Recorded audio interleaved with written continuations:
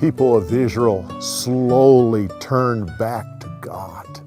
This was a process that took about 20 years. Finally, Samuel said to them, if it's true that you want to serve God, then put away your idols.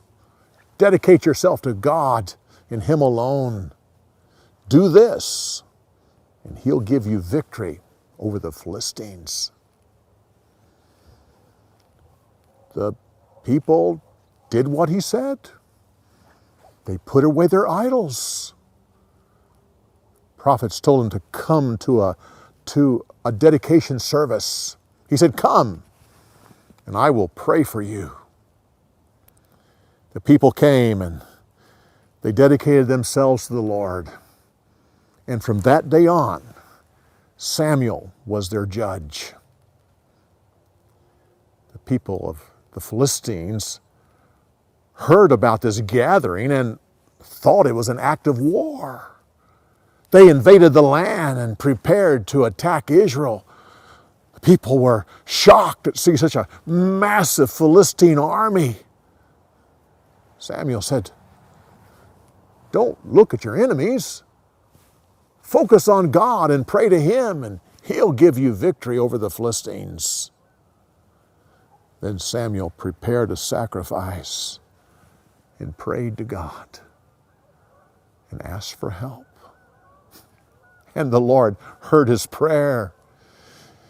Suddenly a sound of thunder went through the Philistine camp. They were confused and afraid and started to run. The men of Israel chased after them and killed many of them. After their victory, Samuel set up a huge stone in memorial of what had happened that day. He called it Ebenezer, which means rock of help. He said, the Lord has helped us up to this point. The Lord fought against the Philistines throughout Samuel's life. The prophet set up a circuit, an annual circuit, so that he could judge the people better. The rest of the year, he judged them from his hometown.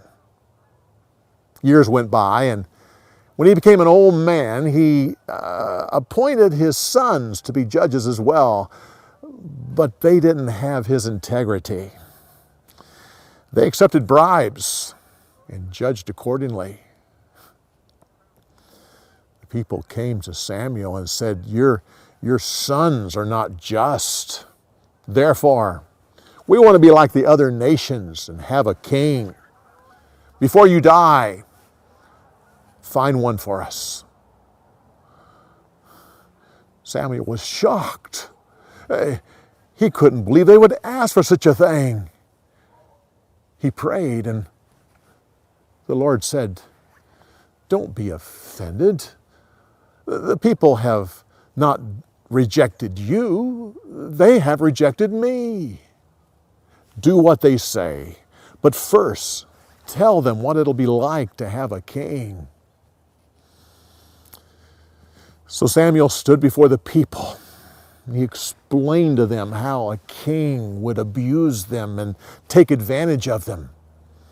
He said, he will take away your sons and they'll work for him rather than you. They'll serve in his military or just serve him personally. He'll take your daughters and put them to work. He'll take your best fields, your orchards, and your vineyards for his own use. He will tax you so that he can live in luxury.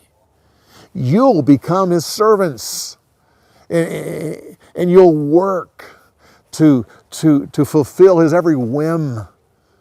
When all this happens, then you'll complain to the Lord, but he will not listen to you. The people ignored these warnings. They yelled at Samuel, we want to be like the other nations. Give us a king.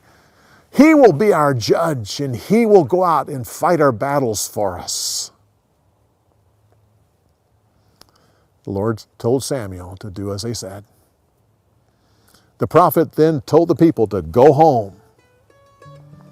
and he would find them a king.